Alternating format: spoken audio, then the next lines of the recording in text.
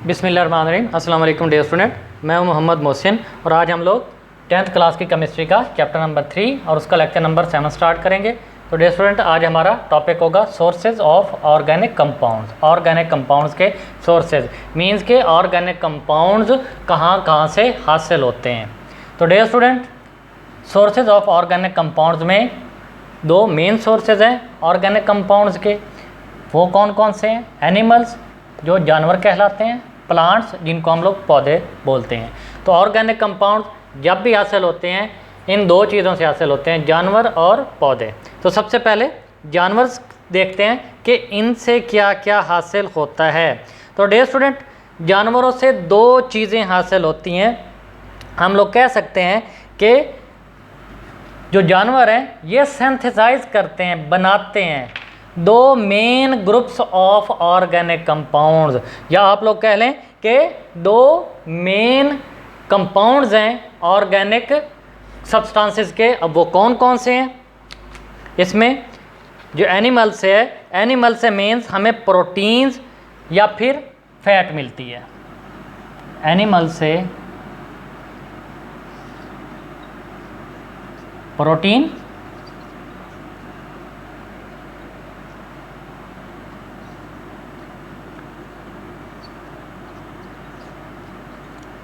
और इधर फैट्स, इसको ऑयल भी लिख सकते हैं,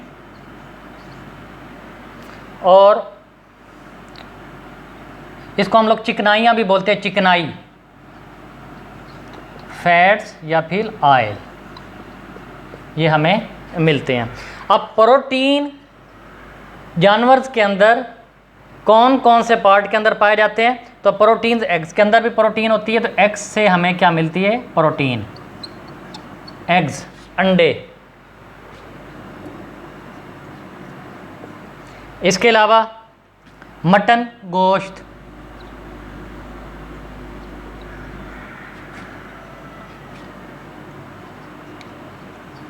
जानवरों का जो गोश्त होता है, मटन भी हो गया, बीफ भी हो गया, चिकन, मुर्गी का गोश्त,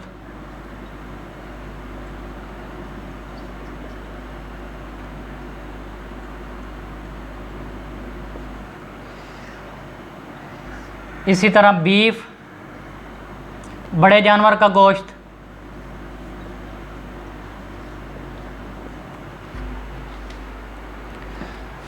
और फिश,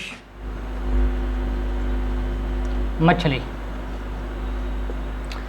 प्रोटीन जानवरों से हासिल होती है। जानवर के कौन कौन से पार्ट होते हैं? एग्स में से मटन, चिकन, बीफ, फिश वगैरह, इसमें प्रोटीन पाई जाती है। जबकि फैट्स और ऑयल वो कहाँ से हासिल होते हैं? मिल्क, दूध, जानवरों का जो दूध होता है उसमें हमें फैट और ऑयल मिलती है। इसके अलावा बटर, मक्खन, फिर चीज़, पनीर, इससे हमें क्या मिलती है? फैट्स और ऑयल। तो ये दो इम्पॉर्टेंट कंपाउंड है ऑर्गेनिक सब्सटेंसेस के, जिनसे हमें मुख्तलिफ़ किस्म के ऑर्गेनिक कंपाउंड्स के मज़ीद ग्रुप्स मिलते हैं। तो जानवरों से प्रोटीन और फैट हासिल होती है। प्रोटीन कहाँ से हासिल होती है ये मैंने बता दिया, फैट कहाँ से हासिल होती है ये भी आप लोगों को बता दिया। अब प्लांट्स से क्या क्या चीज़ हासिल होती है? सबसे पहले आप लोगों को ये पता होना चाहिए कि प्लांट्स दो टाइप्स के होते हैं, लिविंग प्लांट्स, जिंदा पौधे, और मुर्दा पौधे जिनको हम लोग डेड प्लांट्स बोलते हैं।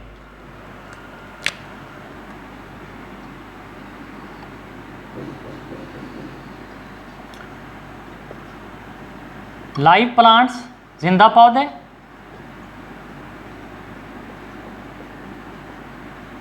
डेड प्लांट्स मुर्दा पौधे।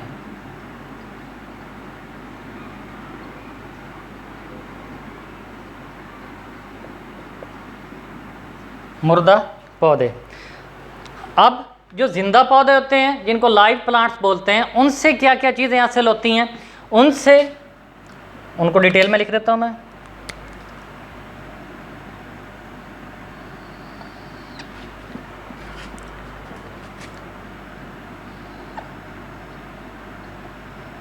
कार्बोहाइड्रेट्स,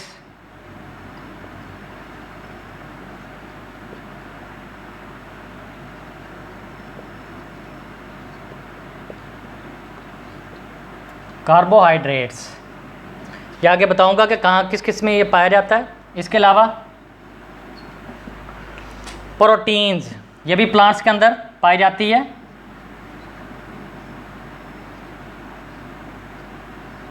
चिकनाई वगैरह, सॉरी चिकनाई वगैरह नहीं, प्रोटीन, प्रोटीन ही बोलते हैं, वो फैट को चिकनाई बोलते हैं। प्रोटीन, विटामिन्स,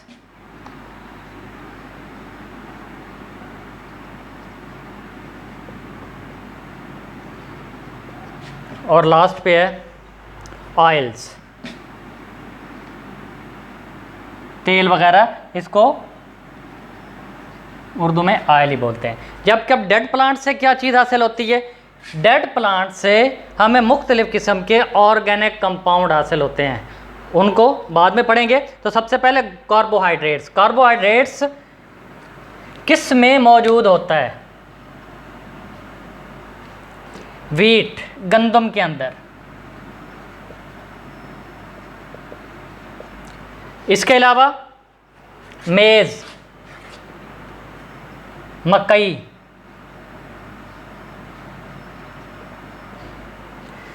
पोटैटोज, आलू,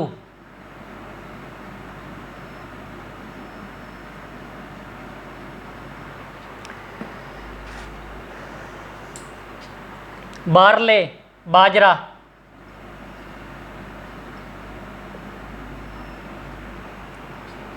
और राइस, चावल। इन सब के अंदर क्या होता है? कार्बोहाइड्रेट्स।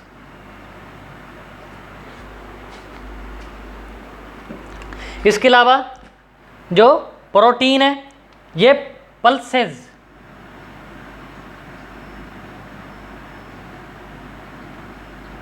दालें वगैरह जो होती हैं, बीन्स, ये भी दालें या बीज वगैरह आप लोग कह लें, ये पल्सेस अमूमन हम लोग बोलते हैं उनको, फलियां वगैरह को, या ये भी उन फलियों में ही दालें वगैरह होती हैं, तो आप लोग पल्सेस, बीन्स या दालें वगैरह कह सकते हैं। उनके अंदर क्या है? प्रोटीन्स पाई जाती है। विटामिन्स, विटामिन्स किस में होते हैं? डिफरेंट फ्रूट्स होते हैं, उसके अंदर विटामिन्स पाए जाते हैं, जैसे एप्पल, ये मैं दालें लिख देता हूँ, दालें, सेब, ऑरेंज, माल्टा,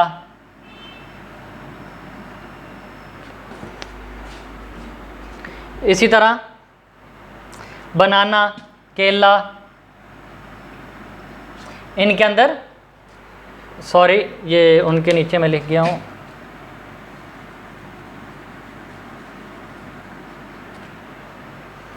ऑरेंज, माल्टा, बनाना, केला, ये इनके अंदर क्या पाए जाते हैं? विटामिन्स। इसी तरीके से ऑयल्स वगैरह, ये भी मुख्तलिफ़ किस्म के पौधे होते हैं, जिसमें पाम ऑयल, ये अक्सर घरों में पाम ऑयल का पौधा होता है। अक्सर स्टूडेंट्स ने देखा होगा, कुछ ऐसे स्टूडेंट्स भी होंगे जिन्होंने नहीं देखा होगा। ऑलिव ऑयल, जैतून का तेल,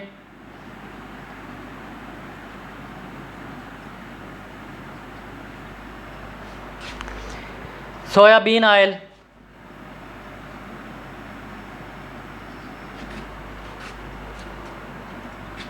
सरसों का तेल होता है, सोयाबीन ऑयल,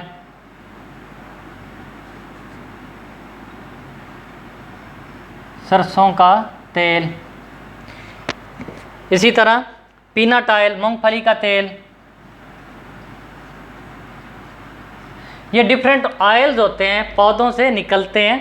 तो ये भी क्या होते हैं? ये सोर्सेज ऑफ ऑर्गेनिक कंपाउंड्स होते हैं। ऑर्गेनिक कंपाउंड्स के तौर पे ये अक्सर ऑयल यूज़ भी होते हैं मुख्तलिफ ऑर्गेनिक प्रोडक्ट्स में बनाने में।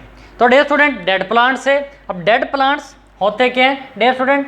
जब पौधे ज़मीन पे गिर जाते हैं तो वो मुर्दा पौधे कहलाते हैं। ये ज़मीन के अंदर दफन हो जाते हैं।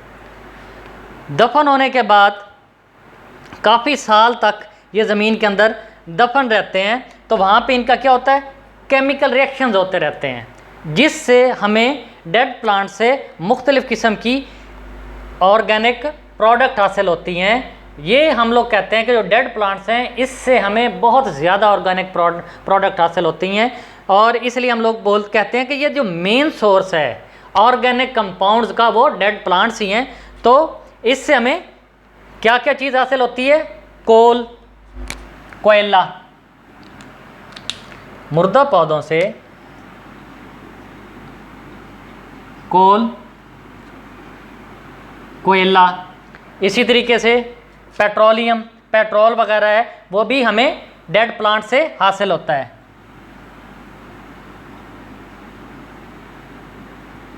पेट्रोलियम, इसके अलावा गैस,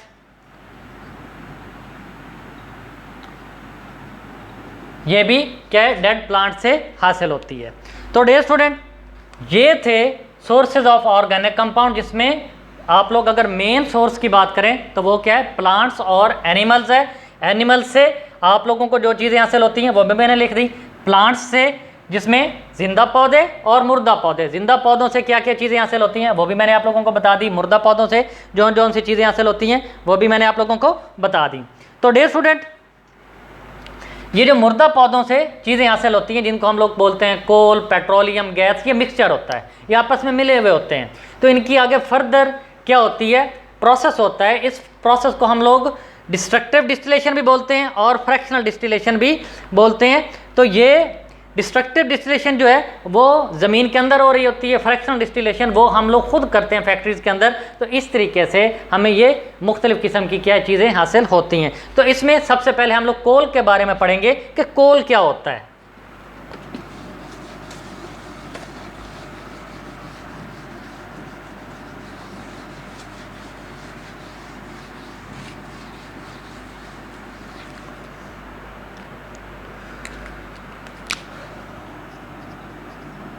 कोयला,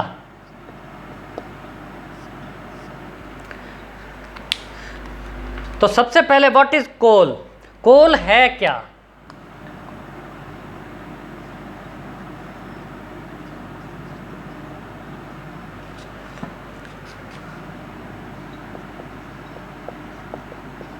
कोयला क्या है, पहले मैं इंग्लिश में लिख देता हूं।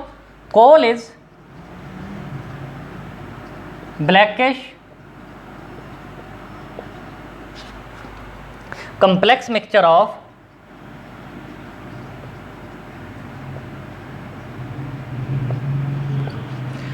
organic mixture of compounds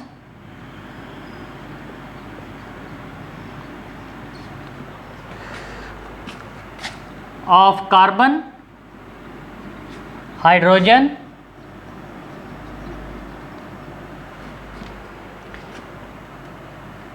and oxygen।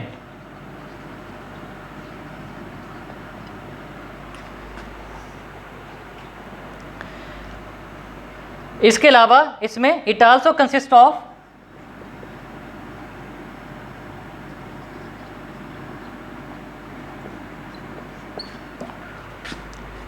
Small amount of nitrogen, किसमें बहुत थोड़ी मिकदार में नाइट्रोजन भी होती है, एंड सल्फर कंपाउंड्स, और सल्फर के भी कंपाउंड्स होते हैं।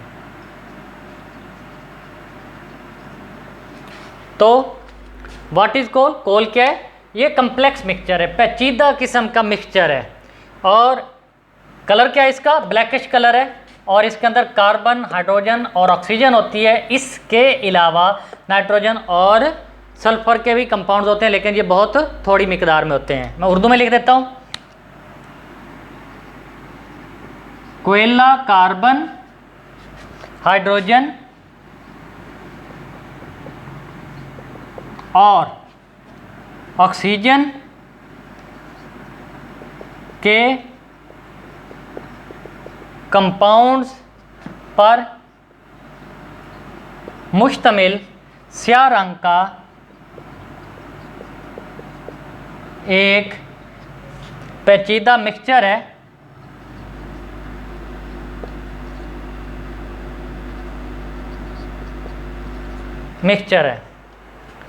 इसमें बहुत थोड़ी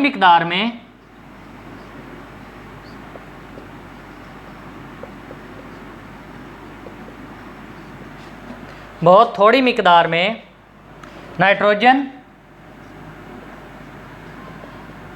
और सल्फर के कंपाउंड्स भी पाए जाते हैं।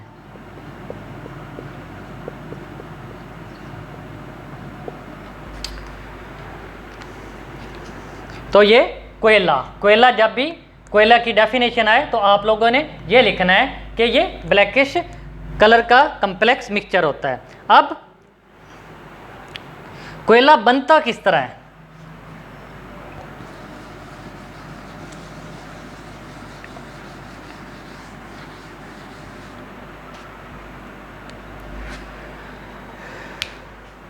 Formation,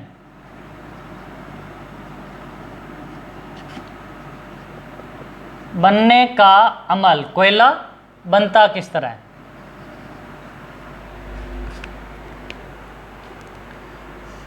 Coal was formed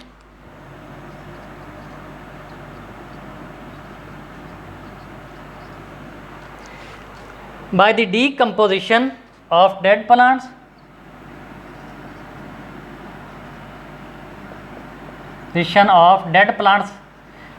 decomposition का मतलब होता है टूट जाना, कि प्लांट्स टूट जाते हैं छोटे छोटे पार्ट्स के। तो प्लांट्स में बहुत सारी चीज़ें होती हैं, कार्बन हो गई, हाइड्रोजन हो गई, इसके अलावा नाइट्रोजन हो गई, सल्फर के कंपाउंड्स हो गए, तो ये टूट जाते हैं, डीकम्पोज हो जाते हैं। Coal was found by the decomposition of dead plants.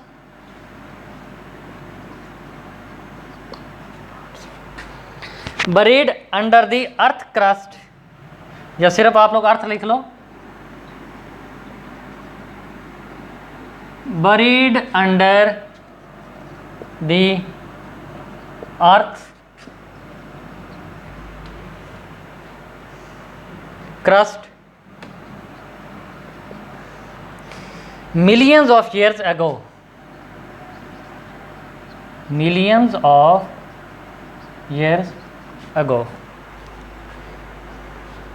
तो इस तरीके से मीन्स के बहुत ज़्यादा अरसे तक क्या है, वो जो डेड प्लांट्स हैं वो ज़मीन के अंदर दफन रहते हैं, उनका क्या है रिएक्शन होता रहता है, और वो मीन्स के टूट जाते हैं, रिएक्शन होता रहता है, और रिएक्शंस के बाद ये जो प्लांट्स हैं कोयला बन जाते हैं। तो उर्दू में लाखों साल पहले ज़मीन की तह में दफनशुदा मुर्दा पौधों की डीकम्पोजिशन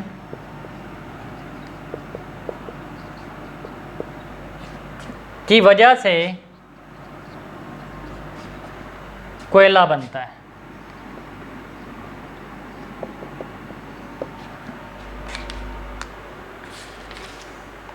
अब आगे, ये जो लकड़ी कोयले में तब्दील होती है, लकड़ी कहाँ से हासिल होती है? जारी बात है पौधों से हासिल होती है।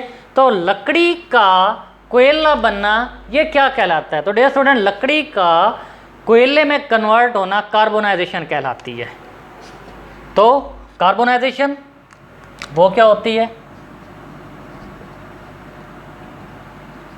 ये अक्सर डेफिनेशन आ जाती है, ये शॉर्ट क्वेश्चन बहुत इंपॉर्टेंट है। कोल व्हाट इज कोल, या कोल की डेफिनेशन, या हाउ कोल इज फॉर्म्ड, कोयला कैसे बनता है, कार्बोनाइजेशन क्या होती है।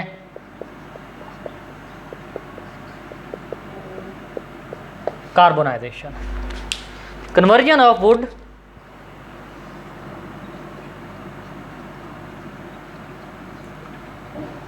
Would into coal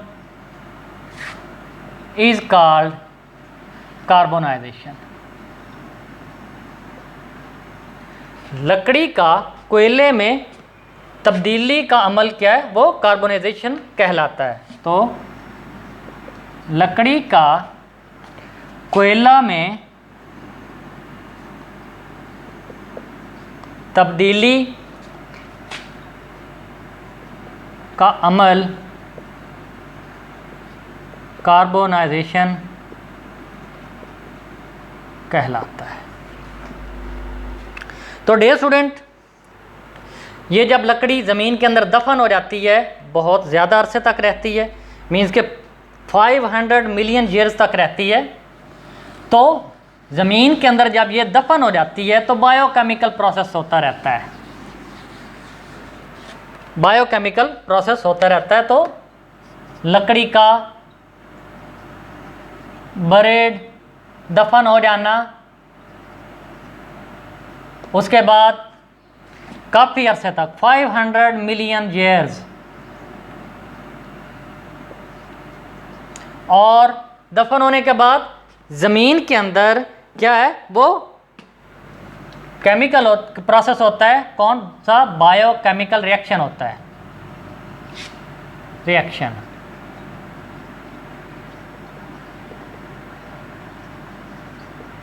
chemical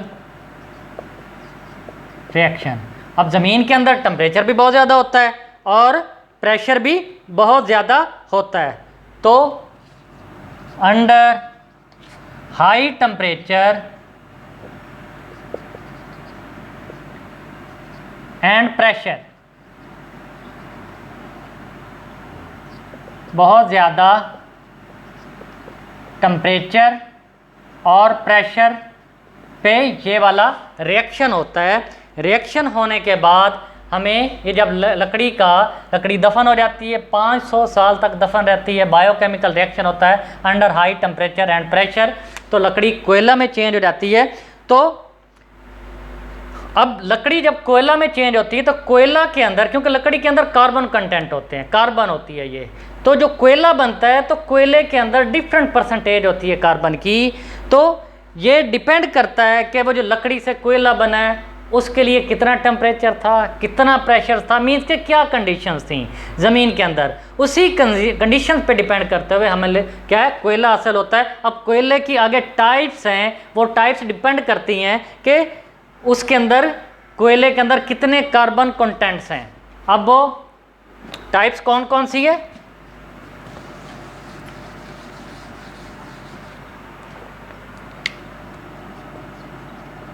types of coal, कोयला की इकसाम। तो सबसे पहले पेट, इसको अक्सर पीट भी बोलते हैं, पेट भी अक्सर स्टूडेंट बोल देते हैं। इसमें 60% कार्बन होती है और ये किसके लिए इस्तेमाल होता है? ये इन्फीरियर क्वालिटी कोल है, यूज इन, ये भट्ठों में इस्तेमाल होता है। ये घटिया किस्म का, इन्फीरियर है, घटिया किस्म का कोयला है, इन्फीरियर क्वालिटी, घटिया किस्म का कोयला होता है। इसके अंदर 60% कार्बन होती है और ये फर्नेस वगैरह, ये भट्ठों वगैरह में भी अक्सर इस्तेमाल होता है। दूसरी टाइप क्या है? लिग्नाइट।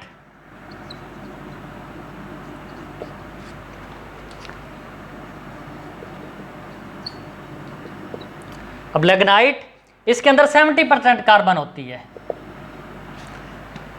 ये नरम किस्म का कोयला होता है, सॉफ्ट किस्म का कोयला होता है, सॉफ्ट कोल है ये, सॉफ्ट कोल है। और ये जो बिजली बनाने के लिए स्टेशन होते हैं, जिनको हम लोग थर्मल पावर स्टेशन बोलते हैं, कि बिजली पानी से कैसे हासिल की जाती है, कि पानी को पहले गर्म किया जाता है। गर्म किस तरह किया जाता है? वो कोयला यूज़ होता है, कोयला से आग पैदा होती है, पानी को गर्म करते हैं और गर्म होने से हमें स्टीम हासिल होती है। तो थर्मल पावर स्टेशन, ये थर्मल पावर स्टेशन में यूज़ होता है कोयला, थर्मल पावर स्टेशन।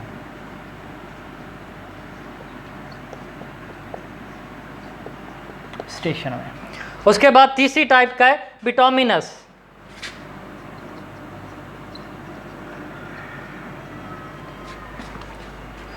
बिटोमिनस भी इसको बोलते हैं, बिटोमिनस भी बोलते हैं। बिटुमिनस कोल, इसमें 80% कार्बन होती है। और ये कोयला जो है, ये आम हम लोग घरों में जो कोयला यूज़ करते हैं वो बिटुमिनस कोल होता है, जिसमें 80% कार्बन होती है। तो कॉमन टाइप है, आम टाइप का या आम किस्म का कोयला है और घरों में इस्तेमाल होता है, होम्स के अंदर ये इस्तेमाल होता है। लास्ट पे कोयला जो है वो एंथ्रासाइट,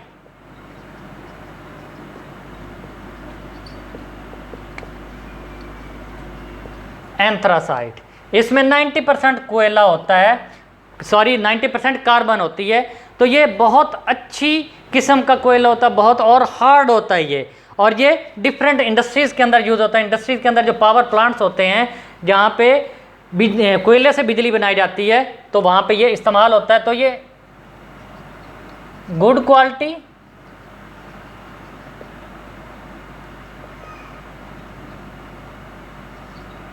एंड हार्ड,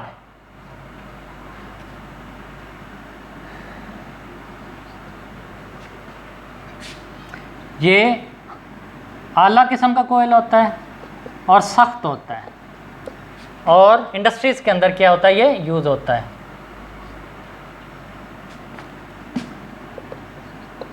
इंडस्ट्री के अंदर ये कोयला इस्तेमाल होता है। तो डियर स्टूडेंट, ये था कोल। अब आगे कोल की क्या होती है, मुख्तलिफ़ किस्म का रिएक्शंस होते हैं। जब कोयला बन जाता है तो उसके आगे डिफरेंट रिएक्शंस होते हैं। तो कोयले से हम लोग आगे क्या क्या चीज़ें हासिल करते हैं, तो ये इंशाअल्लाह ताला हम लोग नेक्स्ट लेक्चर में स्टडी करेंगे। तब तक अल्लाह हाफ़िज़।